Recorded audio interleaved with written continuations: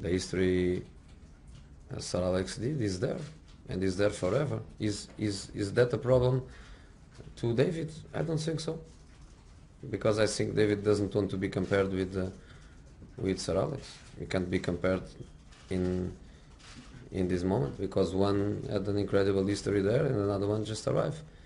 But is that a problem for David? I don't think it is. I think he's an experienced manager. He has years and years and years of the Premier League.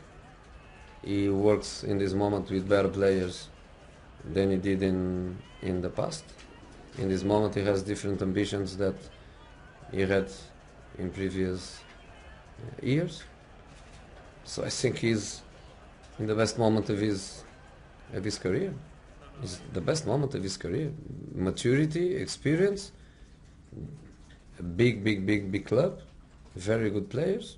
So I think he's in a fantastic position, and I think he's going to do very well. I hope he doesn't win everything. He leaves something for the others, but he's in fantastic conditions.